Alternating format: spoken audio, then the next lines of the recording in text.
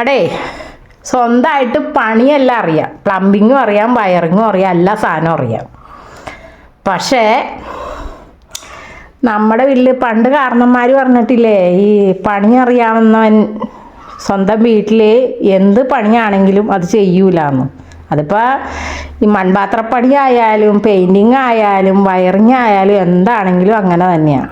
സ്വന്തം വീട്ടിലുള്ള പണി ആരും ചെയ്യൂല. ഇത് കണ്ട, നമ്മൾ പറഞ്ഞ് മടുക്കണം.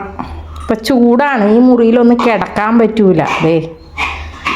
അതുപോലെ തന്നെ ഈ മോളിൽ കയറി ഈ ഫാനൊക്കെ ഒന്ന് തുടയ്ക്കാൻ എനിക്ക് വയ്യ, ഇതൊന്ന് തുടച്ച് താടാന്ന് പറഞ്ഞാൽ അത് ചെയ്തു തരൂല. ഒരു ഫാൻ ഫിറ്റ് ചെയ്യാൻ പറഞ്ഞാൽ അത് ചെയ്തു തരൂല. ഒരു ഫാനിൻ്റെ കംപ്ലൈൻറ്റ് കണ്ട നിങ്ങളത് ചെയ്ത് നോക്കിക്കേ, കണ്ട അതിന് മൂടില്ല, മൂടൊക്കെ പോയിരിക്കും.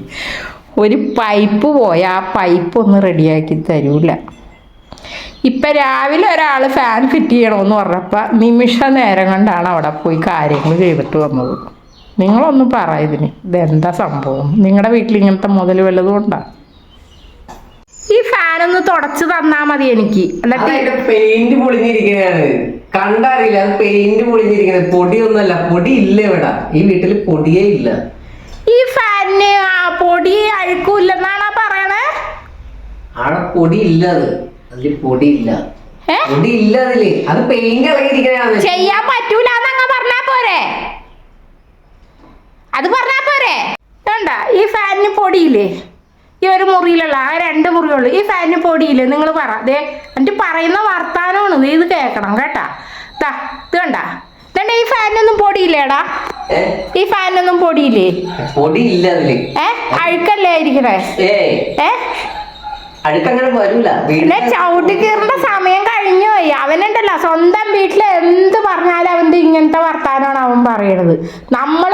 എനിക്ക് ഇതിന്റെ മോളിൽ കയറി ഈ പൊടി അടിക്കാൻ ഇതിലൊന്നും വയ്യാന്നിട്ടാണ്. വയ്യാന്നാണ് ഇത്രയും ലോങ്ങിൽ കയറി നിക്കണ്ടേ. ഇവിടെ പണിതിന് കാശ് കിട്ടൂല, പോയിന്റ് അതാണ്. ഇവിടെ പണിത കാശ് കിട്ടൂല. പിന്നെ ഇവിടെ ഒരു പണി ചെയ്ത് കഴിഞ്ഞാൽ ഇന്നത്തെ ദിവസം വീട്ടിലിരിക്കാൻ പറ്റൂല. പക്ഷെ അവിടെ അങ്ങനെയല്ല. പുറത്ത് പോയി കഴിഞ്ഞ് കഴിഞ്ഞാൽ ആ പണിയും ചെയ്ത് തീർത്തിട്ട് അപ്പൊ തന്നെ ഇങ്ങോട്ട് വരാം. ഇവിടെ അങ്ങനെയല്ല. ഇവിടെ എന്തെങ്കിലും പിടിച്ച് തൊട്ട് കഴിഞ്ഞാൽ തെടറത് എന്നാ മാത്രമേ ഉള്ളൂ. ഇവിടെ തൊട്ട് കഴിഞ്ഞാൽ പണിയുടെ അപ്പുറത്തെ പണിയായിരിക്കും.